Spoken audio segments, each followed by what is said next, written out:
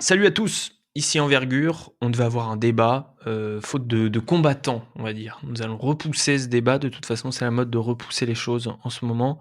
Les matchs de basketball, les résultats des élections américaines et donc le débat d'Envergure. En toute modestie, quel prospect aura la meilleure carrière? Ce sera la prochaine fois. En attendant, épisode spécial, on a eu pas mal d'infos sur la draft. D'infos, c'est un peu exagéré, on va dire, des rumeurs.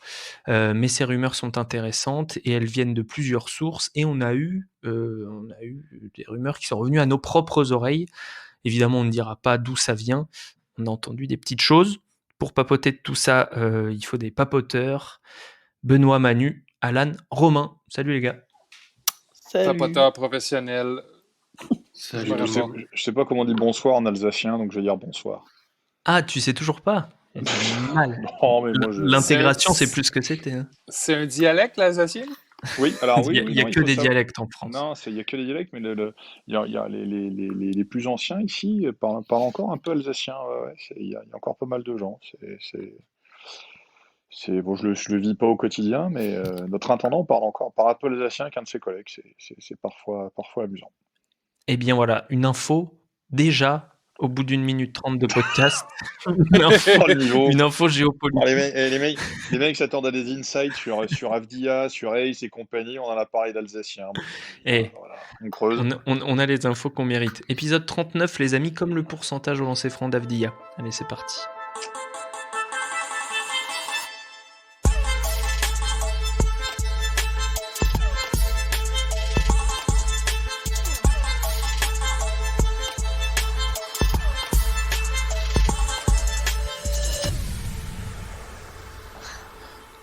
Donc, blague à part, avant qu'on commence, on va rappeler à ceux qui écoutent les bons réflexes à avoir. Premier réflexe, on réserve la nuit du 18 novembre. C'est la nuit de la draft, pour ceux qui n'avaient pas suivi. On sera en direct chez First Team au moins. On espère peut-être ailleurs. Et je pense qu'on va beaucoup rire vu les surprises que réserve la draft encore cette année. Deuxième réflexe, le site envergure.co. On a plus de 50 scouting reports disponibles. Plus de toutes les fiches de tous les joueurs, de tous les prospects, tous les candidats à cette draft avec photos, âge, mensuration, etc.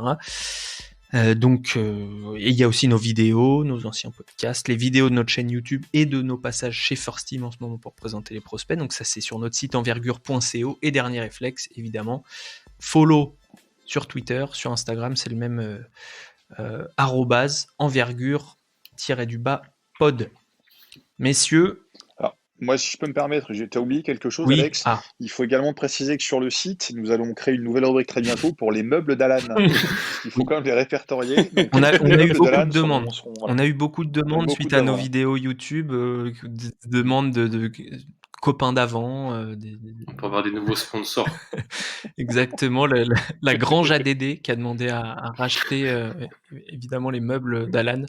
Et un certain Louis Labrocante 76. Alors, on ne sait pas trop. Est-ce que c'est Victor Lanoux ou pas? On ne sait pas. Voilà. Ben, il rigole, je sais même pas s'il a la ref. Louis la Brocante étant une série télévisée mythique De de FR3. française, voilà, FR3.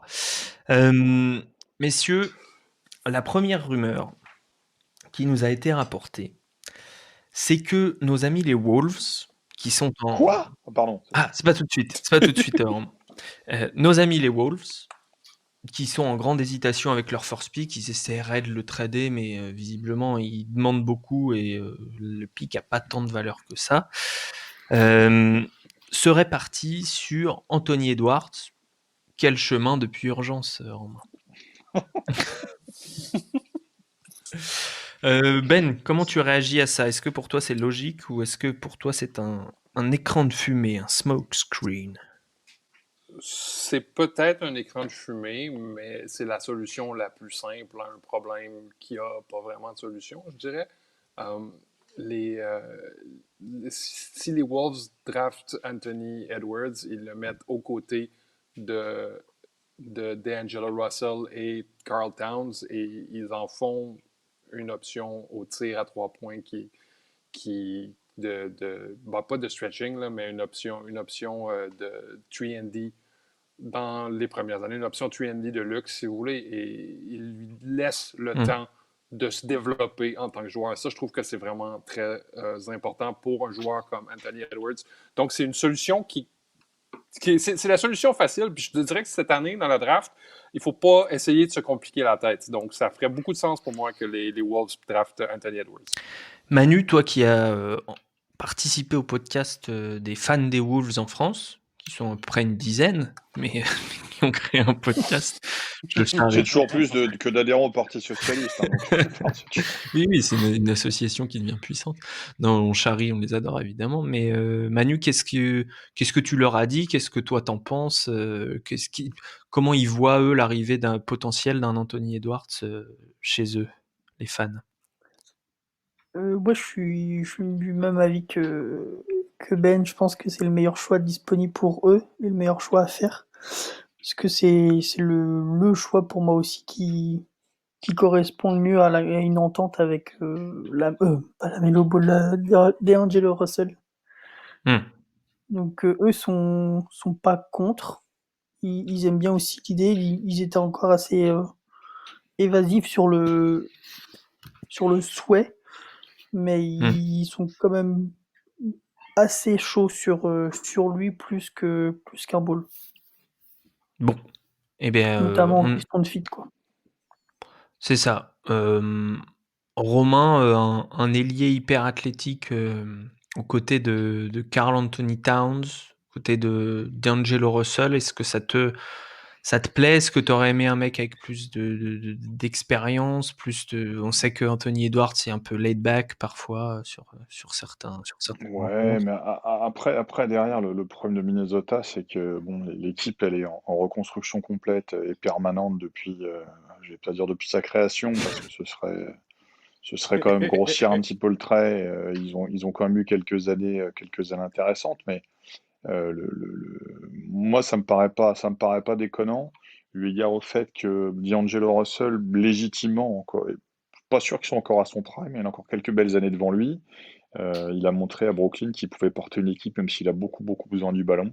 Karl Anthony Towns, c'est un petit peu un serpent de mer dans cette franchise parce que c'est un petit peu celui qui devait ou qui devrait être le franchise player aussi là-bas. Donc il y a aussi un poste 3, ça commence à créer un peu une colonne vertébrale d'équipe. Il faut voir le supporting cast autour, il faut voir ce qu'on peut en faire. Après, la question, c'est toujours la même, c'est que qu'est-ce qu'il y a d'autre de cohérent par rapport à ce qu'ils ont? On parle de trade, alors on peut passer. Il y a Zach Lowe qui a sorti une... Je peux pas te dire que je suis pas d'accord avec vous trois. Si, Mais bien sûr dis que donc, si, il a Alan. des revendications, le breton, là. Qu'est-ce qu'il nous dit, Arsène Lupin, là? Arsène Lupin. Vas-y, Alan. Si Edwards il est numéro 1 de leur board et qu'ils le prennent, ça me dérange pas. S'il est numéro 2 et que c'est la Melo premier ils le prennent parce qu'ils pensent au fit, ça me dérange. Parce que je passe pas outre un potentiel comme la Melo Ball, parce que j'ai D'Angelo Russell dans mon équipe et Karl Anthony Towns, qui peut, dans, je pense, 1 an, de commencer déjà à demander son trade, parce qu'il arrivera à la fin de son 2e contrat, et qu'il voudra gagner. Mais s'ils sont tous les deux, admettons, sur le même tiers, sur le même... c'est un Si, 1A et un B. Ouais. Même s'ils préfèrent la Melo Ball, mais qui sont dans le même tiers, c'est-à-dire qu'ils évaluent à peu près le même potentiel, même s'ils préfèrent légèrement la Melo Ball. Est-ce que Anthony Edwards fait pas un peu plus de cohérence? Je sais pas. Je sais pas.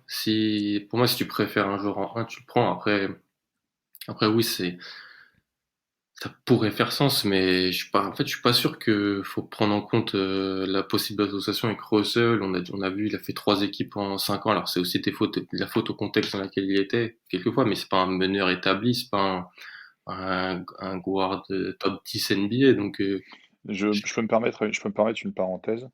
L'actuel directeur du scouting et assistant GM des Wolves vient de Brooklyn. Donc si Russell est là, c'est pas un hasard non plus. C'est vrai. Voilà, parce qu'aussi, ils sont protect Towns aussi. Ouais, c'est vrai. Voilà. Mais donc il y a peut-être quelque chose aussi là derrière. C'est-à-dire que il y a peut-être. Alors après, bon, je suis pas dans le sein des seins des bureaux. Je suis pas dans la corbeille à papier de Garçon Rosas, mais il y a peut-être aussi une envie de créer quelque chose avec des joueurs, avec déjà 2 joueurs comme articulation. Hmm. C'est pas déconnant non plus. Je ferme la parenthèse, je te laisse parler parce qu'on m'accusait de monopoliser le temps de parole. Je ne veux pas. Non, mais c'est clair. Mais non. Il y a des Non, mais rumeurs, c'est il y a vrai. des rumeurs, Alan, de trade down pour toi. Est-ce que c'est Charlotte qui voudrait, par exemple, trade up du 3 vers le premier choix? On parle de Miles Bridges plus le choix 3 plus un futur premier tour qui serait demandé par Minnesota. Est-ce que c'est crédible? Est-ce que Ça paraît beaucoup, non? ouais, bah oui, je suis un peu d'accord. Moi, je trouve, hein. Je trouve que ça paraît beaucoup. Après, si tu as identifié un profil, comme tu l'as dit, et qu'il y a plusieurs profils que tu valorises de même manière dans le même noyau, même tiers, je pense que c'est quelque chose qui peut se faire, ouais. Récupérer encore un asset de plus l'année prochaine, surtout si Charlotte t'envoie un asset, ils seront pas non plus exceptionnels, je pense. Ouais. L'année prochaine. Donc, Je suis très d'accord avec cette idée-là. Moi, je ferais un trade à la Markel Fultz pour Jason Tatum. un braquage, ça C'est-à-dire, s'appelle. je flippe 1 pour 3 puis je demande un pick l'année suivante parce que on s'entend que Anthony Edwards et la Melo Ball, ils ont les 2 plus hauts plafonds de la draft, mais ils ont 2 des plus bas planchers aussi. Ça va leur prendre une période d'adaptation. Donc, si moi, je veux miser, si moi, je veux miser, je veux gambler dans le fond sur ce draft, c'est ce que je fais parce que je sais que Charlotte ne sera pas incessamment meilleur l'année prochaine, surtout pas avec un prospect comme la Melo Ball ou Est-ce que c'est une bonne Anthony idée Edwards. pour Charlotte? Est-ce que c'est crédible de voir le front office de Charlotte, qui est pas connu pour ses coups de génie, mais qui est pas non plus connu pour faire n'importe quoi? Ils sont misérables, là. Ils ont besoin de mettre des gens dans les sièges, ils ont besoin de mettre des gens devant la télé. Donc, la Melo Ball apparaît à la suite du départ de Kemba Walker comme un box-office sûr pour Charlotte. Donc, moi, je trouve que ça fait du sens d'un côté. Basket, Nous avons perdu Benoît. Coupure. Mais est-ce qu'on est Coupure sûr que Ben. Charlotte oui, veuille aussi désolé, ma Ball? copine m'avait appelé. Pardon, Manu? Est-ce que Charlotte veut Sweat Ball s'il monte? Ça, J'espère. il y en a qui disent que c'est pour chercher Wiseman, d'autres que c'est pour chercher Lamelo. Pas trop pour Anthony Edwards, visiblement. Mais voilà. Lamelo Ball, on en parlait. Continuons. On nous confirme, donc je parle des rumeurs, encore une fois, qui nous sont revenues aux oreilles. On avait déjà entendu ça de la part de, je crois que c'est Jonathan Wasserman, qui disait Lamelo Ball a raté des interviews.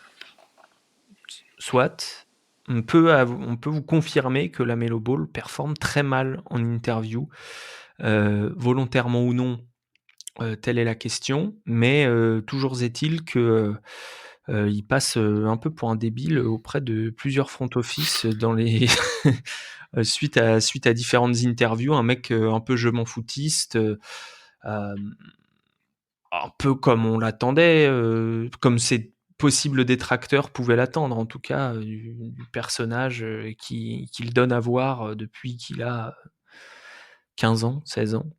C'est-à-dire grosse confiance en soi, mais ça peut avoir aussi, c'est le côté face, on va dire, de sa personnalité. Manu, est-ce que ça te surprend, toi qui as regardé, j'imagine, l'interview de Ball avec Mike Schmitz? C'est assez couillu parce que, par rapport à ce que tu dis, est-ce qu'il le fait exprès? Parce que moi j'ai lu qu'il n'allait faire des interviews qu'avec le top 4. Bah déjà, Détroit a une interview programmée, donc déjà c'est faux. Ouais, bon, si c'est faux.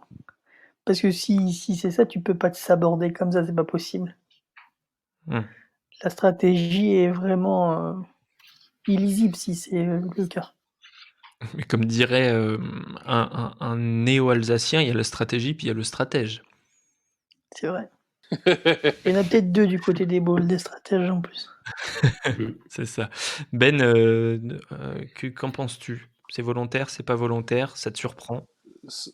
C'est peut-être volontaire. Moi, je mets pas ça, je passe pas ça au-delà de la Melo Ball, mais on s'entend qu'une entrevue, ça veut dire ce que ça veut dire aussi. C'est pas la première fois que j'établis un parallèle entre ces deux gars-là.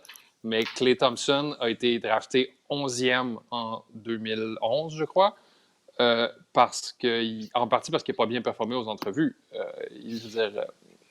Jerry West, qui draftait, qui était directeur du scouting pour Golden State, est absolument tombé en amour avec lui pendant les workouts, mais il y a plusieurs équipes qui trouvaient qu'il avait l'air d'un débile en entrevue. Donc, moi, je Il trouve faut dire que c'est que pas une lumière, l'ami Thompson. Pas de mal à ça. non, je dis pas que c'est pas une lumière, je suis pas d'accord avec ça. C'est juste que c'est pas un philosophe. C'est un Voilà. gars qui s'exprime en jouant. C'est son expression, ça, c'est pas un philosophe. C'est pas le couteau le plus aiguisé du tiroir. Je pense que Romain va comprendre ce que je veux dire. C'est un joueur qui s'exprime en jouant. C'est pas un joueur qui va avoir des grandes idées, mais c'est un joueur qui va prendre une vie qui lui est propre sur le terrain de Oui, basket. mais Romain, peut-être tu peux répondre à ça. Est-ce qu'on mise un pic du top 3, puisque Thompson, il est choisi plus tard aussi, hein. Est-ce qu'on mise un pic du top 3 sur un type qui nous paraît pas être un philosophe, comme on dit? Est-ce qu'on mise l'avenir de sa franchise là-dessus? Vous m'entendez ou Oui. pas? Ah, parce que j'avais disparu. C'est une situation très particulière. Vous n'avez jamais été un grand fan du garçon. On va dire les frasques lituaniennes, le père et compagnie, l'environnement, ça m'a jamais trop inspiré confiance. Effectivement, s'il est parti dans l'idée de se dire on va faire écran de fumée, on viande des interviews, je pense qu'il faut quand même avoir des sacrées garanties. Et aujourd'hui, on sait que depuis quelques saisons, avoir des garanties sur la draft, c'est quand même quelque chose de très aléatoire vu comme partent les choses. Donc, oui, il y a la stratégie, le stratège, comme tu l'as dit tout à l'heure. Moi, personnellement, je suis pas fan du joueur, donc je suis pas objectif. J'aurais du mal à m'y risquer. Me risquer sur un mec qui a joué une demi-saison en Lituanie, qui a joué en Australie dans un championnat qui est pas forcément, qui est super intéressant offensivement. Il y a des très très bons coachs en Australie, mais qui est pas non plus le plus dense physiquement qu'on puisse trouver. J'aurais du mal à me situer par rapport à lui. Alors aller le chercher très très haut, je sais pas. Il partira haut de toute façon parce qu'à un moment ou à un autre, on peut pas avec la hype qu'il y a autour, quand on est dirigeant d'une franchise, je pense, prendre le risque de passer à côté quand on peut l'avoir, et puis le voir réussir ailleurs. C'est une équation qui est difficile à ignorer et à ne pas résoudre. Mais moi, je suis pas personnellement, on va me ressortir le dossier Hachimura, mais je mets pas un euro dessus à l'heure actuelle. La parole est à la défense. Alan,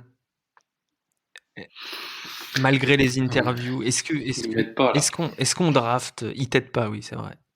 Il t'aide pas, mais est-ce qu'un joueur qui rate complètement une interview, est-ce que tu te dis comme Ben, finalement, je peux vivre avec, il s'exprime avec le ballon?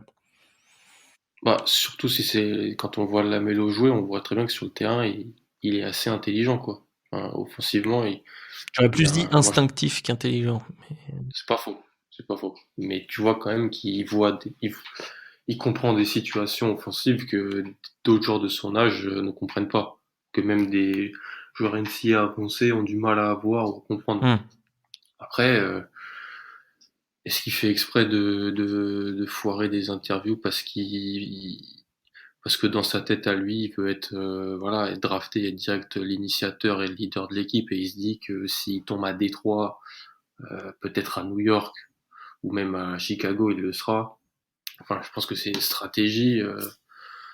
C'est pas, on dirait c'est une stratégie, mauvaise analogie, mais de l'état-major français en 39, quoi. C'est pas hyper intelligent. Terrain glissant. Ouais, franchement, je trouve pas ça très intelligent, personnellement. Enfin, c'est bête de penser comme ça.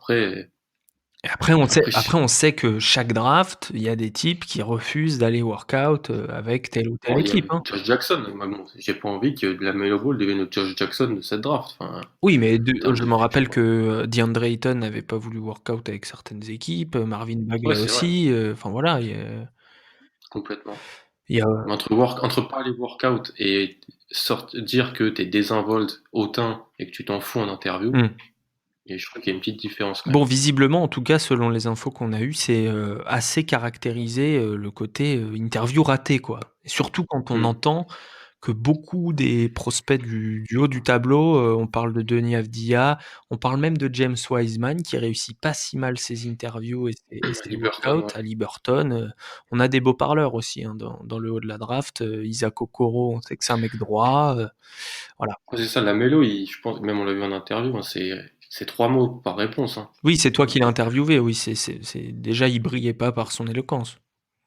Bon, franchement, c'est très très simple. Hein. Non, c'est pas moi qui étais avec Lamelo, mais malheureusement, Ah oui, c'est pas toi qui étais avec Lamelo. j'aurais aimé. Non, j'étais avec, tu vois, Avdija ou Haliburton, c'était des phrases, plusieurs phrases. Lui, c'est une phrase par réponse. Même avec Mike Schmidt, j'ai trouvé ça pareil. Mike Schmidt lui posait la question. Et en fait, il répondait, mais il rebondissait pas sur toutes les phrases et tout. Il a du mal à mettre des mots sur des situations, en règle générale, même quand il parle de basketball. Introverti. Ouais. Introverti, oui. Je vous trouve très dur, les gars. Alors vas-y, développe. Je vous trouve très dur. Il y a des gars qui, c'est pas leur expertise de parler. C'est pas des parleurs. C'est pas des gars qui s'expriment incroyablement. Il y a des gens qui s'expriment pas verbalement dans la vie. Puis je crois que c'est peut-être le cas de Lamelo. Maintenant, s'il tank des entrevues, ça c'est dans le domaine du possible, mais je vous dirais que c'est pas intelligent non plus, mais le kid parie sur lui-même, c'est le cas. Puis je crois qu'il a tous les talents nécessaires pour parier sur lui-même. Et tant mieux s'il a confiance en lui. Là. Il veut ingénierer sa carrière NBA. Il veut décider lui-même où il tombe. Puis si c'est le cas, tant mieux pour lui. tant mieux pour lui s'il réussit son pari. Là. Moi, d'après moi, s'il tombe, il ne tombera pas plus loin que Chicago en 4e. Mais je pourrais me tromper. On peut tous se tromper. Nouvelle news. Les Spurs et un Israélien. Alors voilà, quand j'avais écrit la mock draft, on m'avait dit c'est un peu cliché, les Spurs qui vont chercher un Européen, enfin même si Israël n'est pas en Europe, un joueur d'Euroleague, c'est un peu cliché. On va avoir des problèmes avec la géopolitique avec ton truc. Non, c'est juste géographique. L'Europe C'est les qualifs de l'Euro. L'Europe géographique. On annonce que Joe Biden vient de gagner la Loire. La Loire? On parlera de Joe Biden juste après, puisque nous sommes désormais un podcast politique également. Un peu de teasing. Les Spurs voudraient trade up pour aller chercher Denis Avdija, source assez bien informée quand même, assez proche des San Antonio Spurs.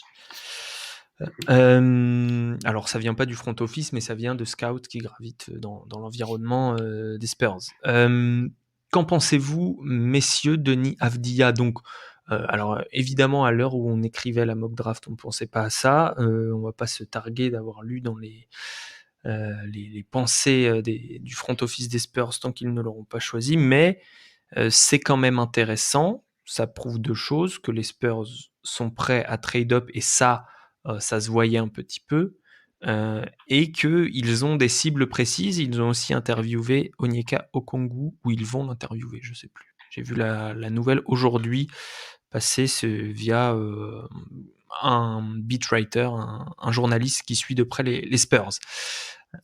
Ben. Je suis curieux d'entendre Manu là-dessus, parce que Manu, c'est le fan numéro 1 d'Avdija. Alors Manu, est-ce que c'est une bonne situation, ça, Spurs?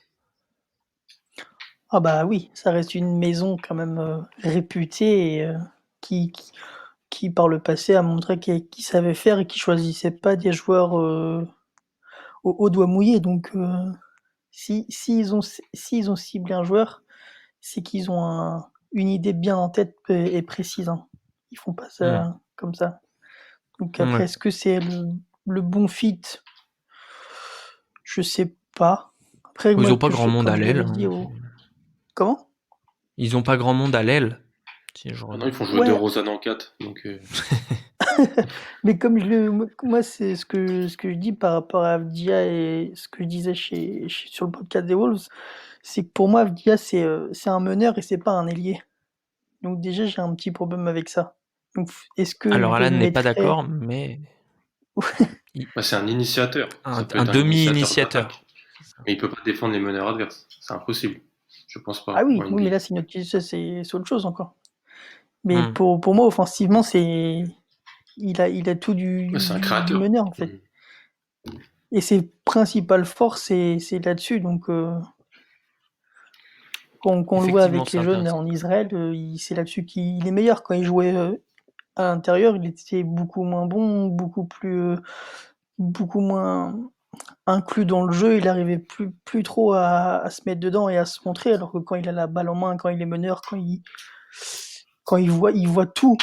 Il voit tout ce qu'il faut voir. Donc, pour moi, il sera meilleur à ce poste-là que en 3-4. Qu'est-ce Il a qu'ils ont une progressé idée en néanmoins. tête là-dessus? Ouais. Ouais. Alors Alan, toi qui as fait le podcast avec les fans des Spurs, si je dis pas de bêtises, Ouais, il y a quelques temps. ils ont pas de... Alors à part DeRozan, qui est un des joueurs qui drive le plus au cercle, mais qui a toujours ce problème de range, de distance de tir, ils n'ont pas d'initiateur, comme tu dis, de joueurs capables de créer du jeu élite, les Spurs. Non, non. Non, mais après, ils s'en sortent grâce à voilà, un collectif, un gros jeu de passe. C'est cliché quand on parle des Spurs, mais c'est vrai en même temps. Ils ont pas, après, ils ont drafté pas mal ils ont investi sur des guards ces derniers temps, avec surtout Murray et White. Même si White, on sait pas si on pourra le garder au niveau financier. Mais, moi, je trouve pas ça bête, franchement, pour eux, d'aller chercher Avdija, poste 3-4 polyvalent, comme je l'ai dit avec First Team, qui peut passer, dribbler, shooter. Dans la philosophie de jeu des Spurs, je trouve ça bien. Et après, gros caractère, gros bosseur, ils pourront le modeler, ils pourront en faire quelque chose. Après, moi, je pense pas que ça sera un meneur ou un initiateur NBA, parce que, ouais, il l'a fait avec l'équipe de jeunes d'Israël, mais en Euroleague, il pouvait pas le faire. C'était Wilbur Keane et Dorsey qui étaient les meneurs de l'équipe. Alors, c'est normal que Avdija le soit pas, parce que c'est des joueurs plus établis, des joueurs pros et tout ça, mais lui aussi est pro, mais je pense pas qu'il a le niveau de playmaking Pas tout de pour le suite, faire en tant peut-être. pas tout de suite, et en tant que initiateur principal, en tant que deuxième créateur, ouais, ça, je pense que oui. Bon, en tout cas, c'est pas bête. Romain, les Spurs, quand ils trade pour aller chercher un joueur, c'est généralement qu'il y a quelque chose qui se passe au niveau de l'interview. On se rappelle, même il y a longtemps, quand ils draftent Parker, alors Ginobili, c'est sur un pile ou face, mais quand ils draftent Parker, même quand ils draftent Kawhi, quand ils veulent un joueur, ils identifient assez bien psychologiquement les joueurs qui pourraient aller dans leur système. On sait qu'Avdija, c'est une grosse personnalité, mais c'est pas si étonnant par rapport à voilà son environnement familial qui est, enfin, tous les signaux, les intangibles comme ils disent, sont positifs avec ce joueur. Ouais, on le dit souvent. Vous m'entendez? Il n'y a pas de souci. Ouais. Je ne suis pas habitué à cette nouvelle technologie que tu nous imposes ce soir. Là, on sait, c'est un peu on enfoncer des portes ouvertes, mais le modèle de construction d'équipe, d'évaluation des joueurs et donc de scouting des Spurs a un petit peu changé la donne en NBA quand ils ont commencé à suivre leur propre fonctionnement, et beaucoup de franchises s'en sont d'une part inspirées, d'autre part on construit des modèles similaires, parce qu'aujourd'hui, des gens des Spurs, il y en a un petit peu partout. Donc oui, effectivement, on peut clairement dire que eux, qui ne sont pas le plus gros marché du continent nord-américain au niveau du basket, ils arrivent à construire des équipes par cette expertise. Aujourd'hui, s'ils sont dans l'idée de vouloir trade up pour aller chercher quelqu'un comme FDA, c'est qu'il y a inévitablement quelque chose en termes de fit, d'une part, mais également en termes d'intel et en termes de prise d'information sur le joueur. Après, est-ce que les rumeurs se confirmeront, ça c'est encore autre chose, mais je ferai plus confiance aux Spurs dans cette démarche qu'à d'autres équipes, peut-être parfois moins bien inspirées par le passé. En sachant que de mémoire, des busts à San Antonio, il n'y en a quand même pas eu des masses. Alors bon, ils ont toujours eu des contextes où ils ont généralement quand même souvent choisi après la 20e place ces dernières années, de par le succès qu'ils ont pu connaître sportivement, mais même en choisissant bas, ils ont souvent réussi à faire des styles et à aller chercher des joueurs. Bon, la draft de Ginobili, même si on en a déjà parlé, qu'elle est un petit peu le fruit du hasard malgré tout, c'est une belle perf. Parker, on dit ce qu'on en veut, on pense ce qu'on veut du joueur et de la carrière qu'il a eue, Hall of Fame, pas Hall of Fame, tout ça, c'est pas la question. En attendant, bon, pour quelqu'un qui a drafté aussi bas, c'est pareil, c'est un style énorme. par rapport à la position à laquelle il a été drafté, quand on voit la carrière qu'il a fait, le fait d'avoir été All-Star, champion, MVP des finales, etc., voilà, il y a un savoir-faire. Hmm. Et je pense que eux, plus que d'autres, ont la capacité d'évaluer le gamin. Après, derrière, est-ce que ça fonctionne ou pas? C'est l'éternelle question entre potentiel et potentiel réalisé. On est encore sur un autre, sur la glorieuse incertitude du terrain, mais pas inquiet qu'il soit dans cette démarche-là. Et au contraire, c'est même plutôt rassurant pour le gamin. Le seul bémol que j'ai par rapport à lui, c'est ce qu'on disait tout à l'heure en début de propos, c'est la capacité qu'il va avoir à défendre sur des joueurs plus petits ou plus athlétiques. Parce que sur tout ce qui est QI basket, création et ainsi de suite, sur les aspects offensifs, je l'ai vu jouer quand même plusieurs fois l'année dernière. J'ai le souvenir d'un match où il est passé totalement à travers contre Olympiakos en Euroleague. Mais globalement, bon, c'est plutôt solide. Après, derrière, voilà, c'est les aspects défensifs. C'est un petit peu ce qui avait été les limites de Rigaudot à l'époque, qui avait à peu près tous les outils, sauf peut-être l'aspect défensif et l'impact de ce côté-là. Donc voilà, à voir l'adaptation, mais bon, sur le plan du basket, j'ai aucune inquiétude. Ben, cette possibilité d'un trade-up des Spurs pour aller chercher Denis Avdija. Alors, précision, on dit Avdija pour tous ceux qui écoutent et qui le rediront ensuite, puisque le papa vient de Serbie, si j'ai bien tout suivi les différents débats. Non, Et pas de Croatie. et non pas de Croatie, pour ne froisser personne. Ben, je reviens à ma question. Avdija, Spurs qui vont chercher un joueur assez haut, qui identifient un joueur ça veut dire que vraiment, pendant les interviews, pendant les workouts, ils se disent ce gars-là peut faire passer notre équipe à un niveau supérieur. Mhm. Ouais, ben moi je déteste pas l'idée parce que c'est une équipe qui comprend beaucoup, qui a une bonne aptitude à comprendre à quoi les joueurs sont bons, qu'est-ce que les joueurs sont capables de faire. Et ils vont pas lui demander d'en faire trop, ils vont pas lui demander de faire des choses qu'il sera pas capable de faire. Comme par exemple Avdija, pour l'instant, moi, sa capacité à son premier pas et sa capacité à battre son défenseur à 1 contre 1, pour moi, ça demeure un aspect très suspect. Les comparaisons paresseuses le comparent toujours à Luka Doncic en NBA, mais pour moi, c'est la différence numéro 1 entre les deux. Il est, pour l'instant, incapable de battre son défenseur. Mais s'il tombe aux Spurs, on parle d'une équipe qui est capable de prendre qu'est-ce qu'il est capable d'apporter. Une équipe qui n'est pas non plus en mal, qui n'a pas besoin d'un sauveur. Donc, oui, moi, je dis, je pense que tu avais un trade-up dans la mock en 6e place. Avec les Hawks, oui. Ouais. On envoie un Derek White aux Hawks avec un autre prospect, disons, je sais pas qui ils ont drafté l'année dernière. Un Lonnie Walker plus le 11e choix pour Denis Avdija. Moi, je trouve que c'est quelque chose qui fait du sens pour des deux côtés. Certains parlaient même de DeMar DeRozan. Bon, après, il faut que les salaires s'équilibrent. C'est Kevin O'Connor de The Ringer. Mais c'est ça. Ça fait du sens sur papier, mais ça n'a pas du sens côté basket. Là.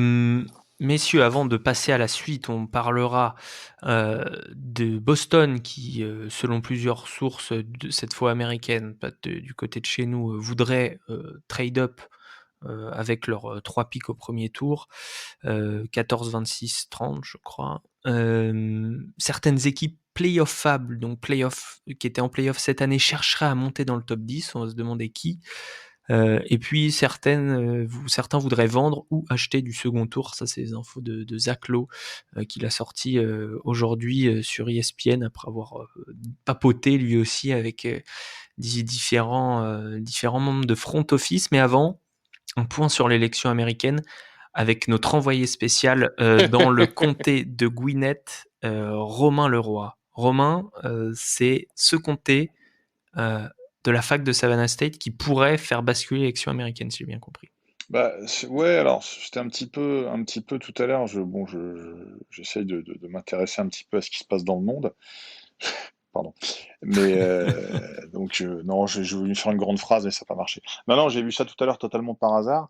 Et en fait, le journaliste de je ne sais plus quel network américain expliquait que tel comptait, tel comptait, tel comptait en Géorgie.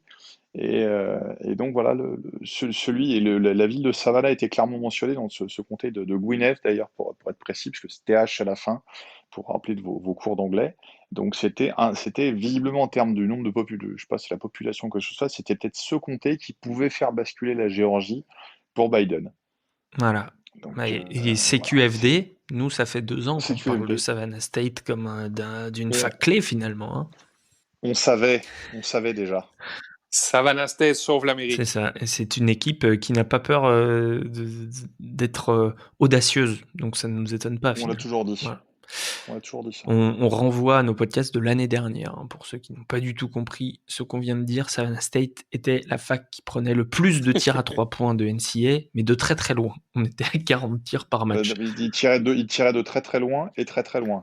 Voilà. C'est Ouais. exactement ça. Je crois que c'était 52 tirs par match quand je les ai vus jouer contre Ouais, ils Wisconsin. avaient un record à 52-53 et en moyenne, ils étaient à 40, quoi. Donc, un par Une minute. orgie permanente. C'est magnifique. C'était magnifique. C'était les rêves les plus fous de Mike D'Antoni, en fait. Revenons au basketball.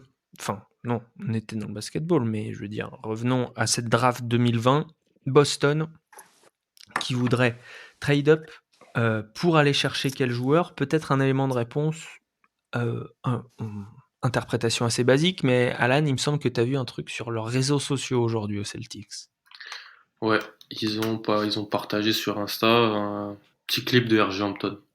Alors, je sais pas, une petite présentation, il va faire 2-3 actions, il met ses stats, il fait des autographes, avec des emojis avec les yeux qui regardent. Et c'est la première Donc, fois qu'ils font ça pour un joueur. je crois que c'est la première. Je vais checker en direct. Je te dis ça en direct, mais pour moi, c'est la première fois que ça m'a un peu choqué, donc c'est pour ça que je t'en ai parlé. Mais c'est une des premières fois. Bon. R.J. Hampton aux Celtics, quelle est l'opinion de Manu? Bon, c'est pas un joueur pas le joueur qu'on a le plus vu jouer, R.J. Hampton, mais on sait que c'est un projet, mais qui a du potentiel. Ouais, après, ouais, ce serait encore une fois couillu, je trouve. Mais un peu à l'image des Spurs, s'ils ont un joueur ciblé, c'est qu'ils ont quelque chose de bien clair en tête et qu'ils savent vraiment de quoi il en ressort. Donc c'est étonnant, mais je suis pas étonné. Ok. C'est qu'il y a eu un Et coup de cœur, quoi. C'est qu'il y a eu un ouais, coup de voilà. cœur. Moi, j'ai entendu quelque chose d'autre. Alors, vas-y Ben. J'ai T'as entendu entendu qu'ils avaient les yeux dirigés vers Onyeka Okongwu. Ce qui, pour moi, fait beaucoup plus de sens que R.J. Hampton, parce que R.J. Hampton, c'est quoi? Ils ont le choix 14? Ils ont le choix 14, mais ils ont aussi le 26 et le 30. Ils ont des choix dans les futurs drafts aussi. Ils peuvent clairement avoir R.J. Hampton à 14, ou disons que quelqu'un veut le sélectionner en 11 ou en 12. Ils ont les armes pour trade up le soir de la draft. Donc, ça m'étonnerait beaucoup qu'ils veulent faire tout ce bruit-là pour R.J. Hampton. J'ai entendu que Onyeka Okongwu, c'était le gros corps dont ils avaient besoin devant le panier pour finalement compétitionner avec les équipes qui ont un peu plus de muscles. Mais Onyeka, on en parle jusqu'au pick 3. Quelle équipe serait vendeuse dans le top 6-7 par rapport à Onyeka Okongwu? Et qu'est-ce que Boston devrait envoyer en échange? Alan, je ne sais pas si tu as des idées, ou Manu. Oh, j'en ai plein. Vas-y. Déjà, on peut pas garder les 3 premiers tours. C'est impossible. Sauf si on en utilise un pour staffer. Oui, mais je veux dire, 14 plus 26, moi je donne pas mon choix 6. Non, mais... Oui, c'est vrai. Mais on peut venir avec... si une équipe aimait bien Léo Romeo Langford l'année passée, elle peut apprécier. Si une équipe aime bien Robert Williams, elle peut... notre ami Bob, on salue. Et voilà, qui n'est pas si horrible que ça, elle peut venir. Après, moi aussi, je trouve ça me paraît compliqué de monter très haut. Déjà, il va falloir se séparer de certains contrats. Je pense que peut-être le pick 30, il va être utilisé pour refourguer Cantor s'il active son option. Il faut je pense, le rire sadique du New-Yorkais. Il faut aussi voir ce qui se passe avec Vincent Poirier en termes de contrat. parce qu'il a un contrat garanti pour l'année prochaine et il n'a pas joué du tout cette année. Donc monter si haut que ça me paraît peut-être étrange. Après, si tu peux monter avec Atlanta, je pense que c'est possible. Si tu peux monter avec après ouais, Atlanta ce serait bien. Détroit peut-être, parce que Détroit, moi je pense qu'ils sont dans un processus de longue durée. Donc peut-être que s'ils veulent plusieurs assets, plusieurs picks de draft, ils peuvent se dire bah, voilà, Hum. 14 et 26 dans cette draft-là, sachant que l'année prochaine on sera mauvais et qu'on va sûrement essayer d'avoir le premier pick l'année prochaine, bah, au pire on draft 2 jeunes au lieu plutôt qu'un en 7. S'ils ont plus le profil qu'ils aiment en 7, pourquoi pas. Mais et Argenton, ça me surprend pas en fait. Ça me surprend pas que Ainge, si Ainge apprécie le profil personnellement. Ok, intéressant. C'est vrai qu'ils ont pas peur de prendre des shooters qui savent pas shooter, des joueurs qui savent pas shooter, pardon. Après, il se trompe des fois aussi. Hein. Ah oui, Kershon, oui, bien sûr. il s'est trompé, Zizic il s'est trompé, James Young il s'est trompé. Donc ça arrive. Tout le monde se trompe. Tout le monde se trompe. Donc Boston pourrait faire partie de ces équipes qui étaient en playoff, qui cherchent à monter dans le top 10. Est-ce que vous en voyez d'autres Je pose la question à la volée, répondra qui veut.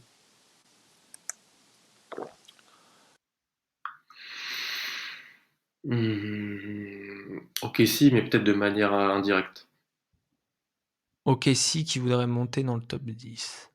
Intéressant. En se séparant de certains assets, en fait, c'est pas ils vont monter, mais c'est qu'ils s'ils se séparent de Dennis Schroeder ou de Chris Paul, ils peuvent récupérer un pic aux Ouais, alentours c'est de c'est cette ce zone-là. que j'allais dire là.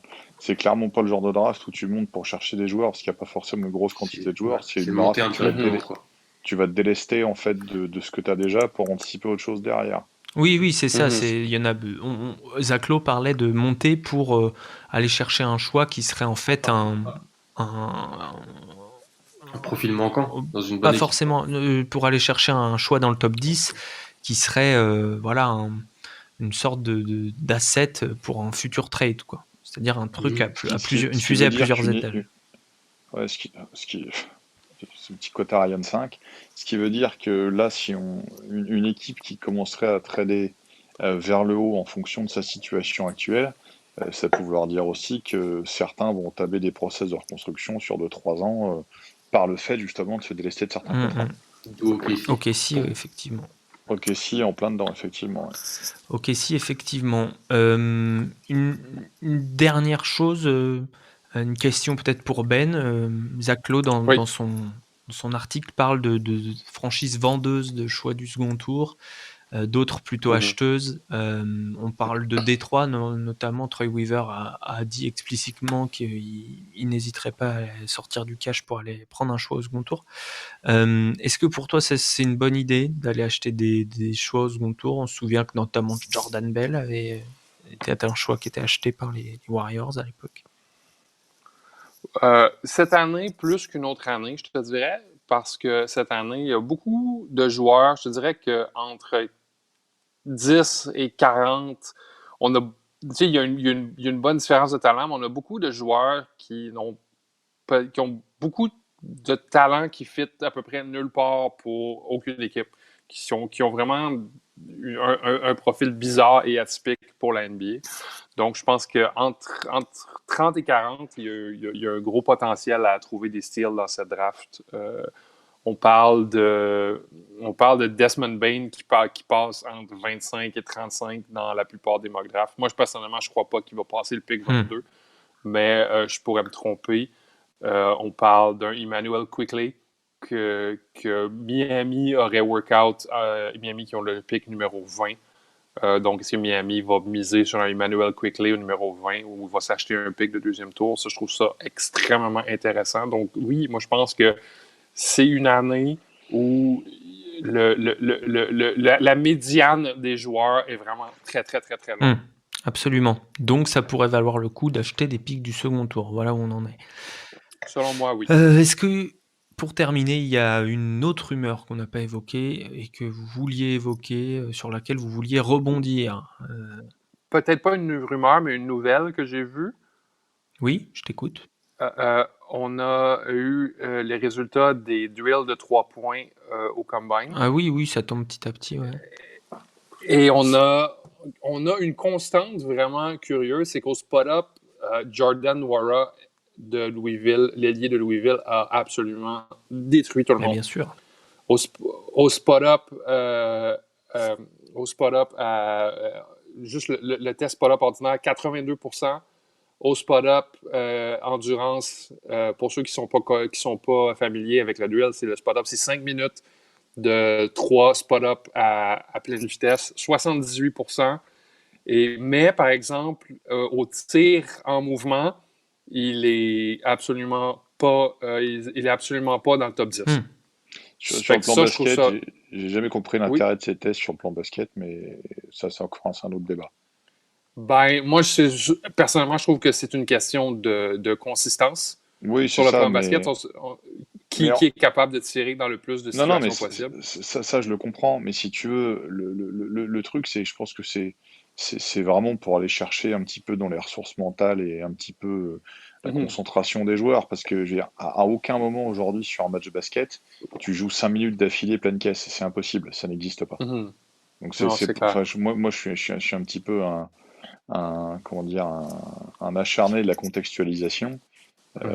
En termes de forme de travail, voilà, mais c'est juste un avis perso. Ceci Après, derrière, dit, Romain, il vaut mieux shooter à 82% sur un exercice comme celui-là qu'à 20%. ou alors au demeurant, oui. Non, mais voilà. Effectivement. Et encore une fois, il vaut mieux shooter à 82% sur un exercice comme ça que assis sur une chaise en envoyant des fléchettes à 3 points sans bouger. Non, mais ça, tout à fait. Mais c'est l'objectif de ce genre d'exercice, il est clairement pas basket, il est ailleurs. Et là, je comprends l'évaluation. Mais bon, j'ai parfois vu des vidéos de workout avec des trucs qui étaient pour moi un petit peu hallucinantes. Quand j'ai participé au Basketball Without Borders une année en tant que coach, bon, c'était il y a un peu plus de 10 ans, là, quand c'est l'année où ça s'était fait à Paris, j'ai vu des trucs très curieux et dans l'évaluation et dans la construction des équipes que les scouts et les coachs qui étaient là faisaient pour les oppositions. Mais voilà, les objectifs sont pas forcément techniques dans ces trucs-là. C'est aussi ce qu'il faut se dire, parce que bon, voilà, parenthèse. Savez-vous qui a rank dans le top 5 dans les 3 drills à 3 points?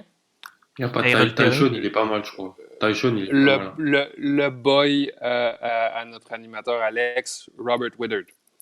Bob Woodard a scoré avec une consistance absolument admirable toute la journée. Chose curieuse, les 3 points au mouvement, c'est Caleb Wesson qui a scoré le plus haut taux avec 80%. Au lancer franc, il était pas mal aussi, Wesson, je crois. Ouais. Sa cote monte, effectivement. Ouais, il va faire du pick and pop à gogo. Ouais, sa cote monte. Ouais, clairement. Pour Jordan Noura, ça n'étonne que vous, mon cher Benoît.